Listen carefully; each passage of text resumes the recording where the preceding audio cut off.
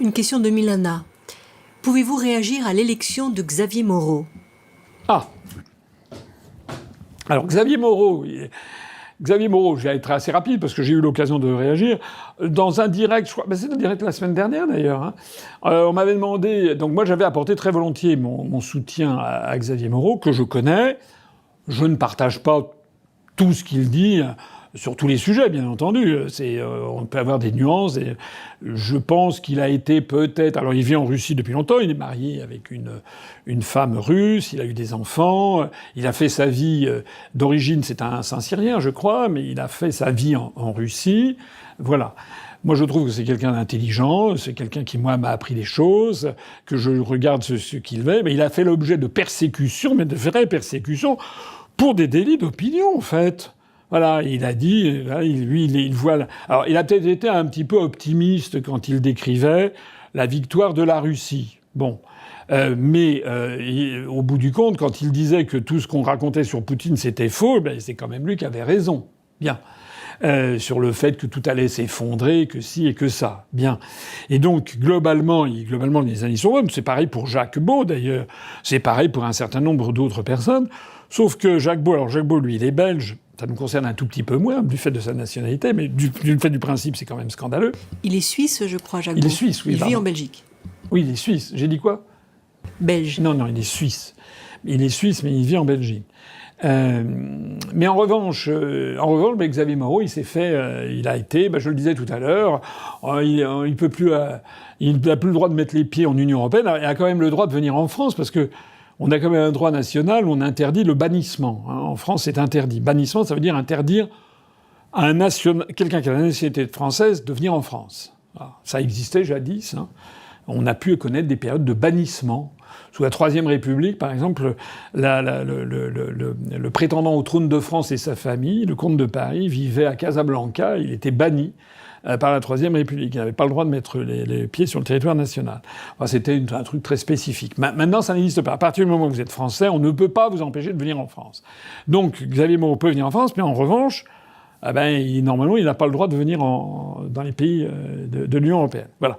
Et puis, bon, il a eu des ennuis divers et variés, persécutés, et ça. Et donc, quand j'ai appris... Je crois que je l'avais reçu, d'ailleurs, ici, hein, sur UPR TV, il me semble...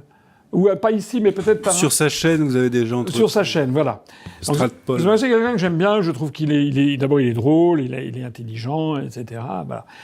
Donc, quand j'ai appris qu'il était candidat pour les élections consulaires, effectivement, j'ai apporté mon soutien. J'ai apporté d'autant plus que je me suis présenté dans la circonscription en 2024, la 11e circonscription des Français de l'étranger, dont je rappelle, c'est une circonscription monumentale qui va de Saint-Pétersbourg jusqu'aux îles Tonga, au fin fond du Pacifique Sud, et du détroit de Bering jusqu'au détroit d'Ormuz. Hein.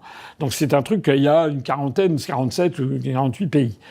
Et donc, dans cette région, il y avait notamment la Russie et la Biélorussie.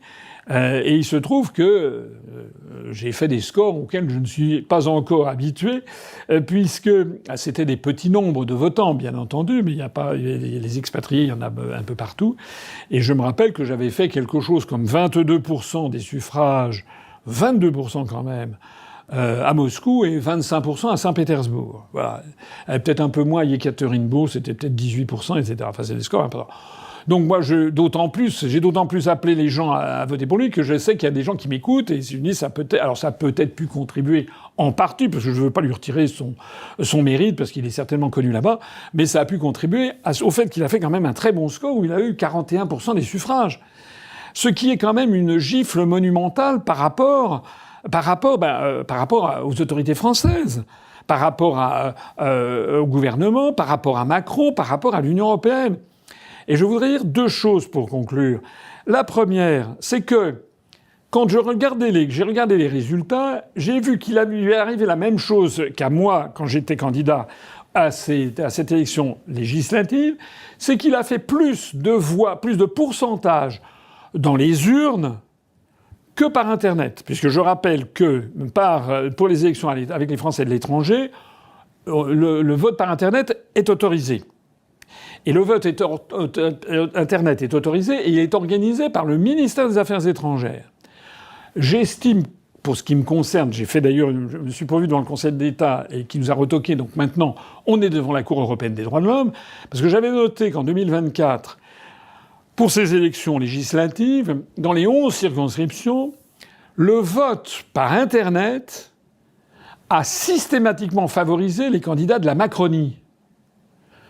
Et moi, j'ai fait plus de votes dans les urnes que par Internet, alors que il y a des pays entiers où je ne suis jamais allé de ma vie. Je suis jamais allé de ma vie au Bangladesh ou au Laos ou je sais pas, ou au Pakistan. Les gens ne peuvent me connaître que par Internet. Et j'ai noté que c'est la même chose pour Xavier Moreau. Il a fait plus de voix dans les urnes que par Internet, alors qu'il c'est quand même quelqu'un qui est très connu par Internet. Donc moi, j'avais fait remarquer que c'était pas normal. C'est d'autant moins normal que c'est l'ensemble du processus de vote par Internet pour les Français de l'étranger est entièrement localisé au ministère des Affaires étrangères. Le ministère de l'Intérieur n'a rien à voir. C'est entièrement au ministère des Affaires étrangères. C'est une boîte noire dont on ne connaît rien.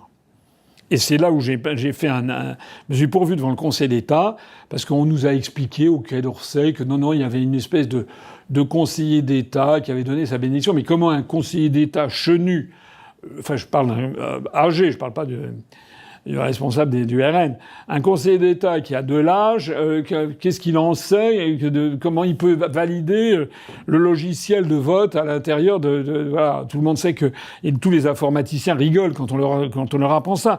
Il faudrait passer au peigne fin, avoir un véritable, un examen très précis du fonctionnement de ces votes par Internet qui sont entièrement tenus par le Quai d'Orsay. Et d'ailleurs, je note à quel point il est scandaleux que cette procédure soit tenue par le Quai d'Orsay, le même Quai d'Orsay qui a d'ailleurs pris les sanctions contre monsieur Xavier Moreau. Enfin, est-ce que vous vous rendez compte ? Xavier Moreau, il est quasiment pestiféré en France, et l'un des vecteurs essentiels la peste qu'on lui a collée, c'est le Quai d'Orsay. C'est le Quai d'Orsay qui organise les élections par Internet. Et comme par hasard, on voit qu'il fait beaucoup moins de pourcentage par Internet que par les urnes.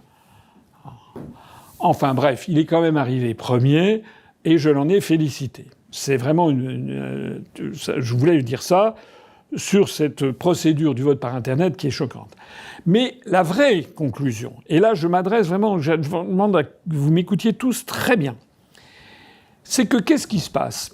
Il y a eu 500 et quelques votants, 585 votants. C'est pas quelque chose d'inimaginable. Parce qu'il n'y a pas un nombre limité. Mais qu'est-ce qui se passe ? Il se passe qu'il y a eu des gens en Russie, en Biélorussie, des Français expatriés, qui ont eu l'intelligence de se dire « Le vote utile, c'est de voter pour Xavier Moreau. C'est pas de voter pour des représentants des partis du LR ou de ci ou de ça, ou de LFI ou du RN. Ce qui est intelligent, c'est de voter pour lui. Et pourquoi ? Parce que c'était le meilleur effet de levier par rapport au vote. Est-ce que vous vous rendez compte qu'avec quelques centaines de voix, toute la sphère Internet ne parle que de ça, les médias sont très gênés, et puis maintenant on va voir la suite des événements. Que va faire la Commission européenne qui a interdit l'accès au territoire européen, quelqu'un qui est le représentant, qui a été élu, qui est arrivé en tête, le représentant des Français installés en Russie et en Biélorussie. L'ambassadeur à Moscou, le chargé d'affaires à Minsk, quand ils ont des réunions, des cérémonies officielles, le 14 juillet, etc., ils vont être obligés non seulement d'inviter Xavier Moreau, mais étant arrivé en tête des élections consulaires, il va avoir toute sa place. Ils vont avaler leur chapeau. C'est ça le vote utile. C'est vraiment important. Si en 2024, vous savez, j'ai déjà eu l'occasion de le dire, sur 10 Français qui me connaissent et qui m'apprécient, il y en a un qui a voté pour moi. C'est 10%. C'est un calcul statistique que j'ai fait en rencontrant beaucoup de gens. Parce que les 9 autres se sont dit « Ouais, mais le vote utile, c'est de voter Bardella ou Manon Aubry. » Ça a été utile de voter Bardella ou Manon Aubry ? Rien du tout. Si les Français qui m'apprécient, sur les 10 personnes qui m'apprécient, il y avait eu non pas 1%, mais il y en avait eu, 10%, pardon, mais il y en avait eu une personne sur 10, il y en avait eu, 8 sur 10 qui avaient voté pour moi, on aurait fait 8% en 2024. On aurait eu des députés au Parlement européen. On aurait pu faire un esclandre sur les questions de Frexit. On aurait pu en permanence attaquer la Commission européenne, dénoncer Madame von der Leyen. Et puis les médias français auraient bien été obligés de tenir compte du fait qu'on avait eu 8%. De la même façon que là, les responsables politiques, ils n'emmènent pas large sur l'affaire Xavier Moreau. D'ailleurs, j'ai cru comprendre, mais maintenant, il veut se présenter au sénatorial pour les sénateurs français de l'étranger. Il a raison. La même chose, vraiment, réfléchissez à ça, c'est fondamental. En 2027, il y a des gens qui disent « Ah mais non, le vote utile, c'est voter Bardella, c'est voter Mélenchon. » Mais non! Au premier tour, le vote utile, c'est de voter pour moi. Parce que si je fais non pas 1,4, 1,5%, mais si je fais 7, 8, 10%, même si je ne suis pas au deuxième tour, ça sera un tremblement de terre sur la scène politique française.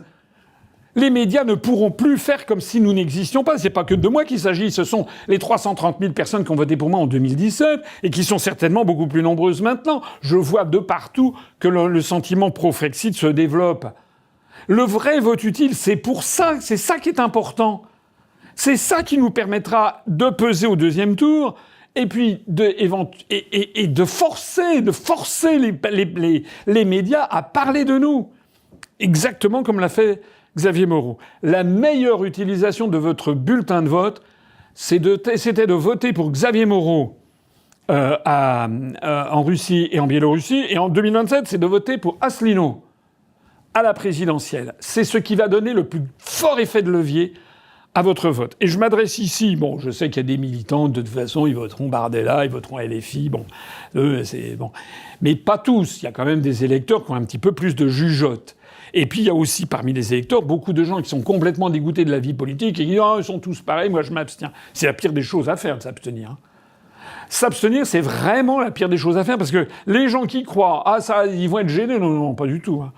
L'oligarchie, les milliardaires, si vous vous abstenez, s'il y a 30, 40, 50, 60, 70% d'abstention, ça leur va très très bien.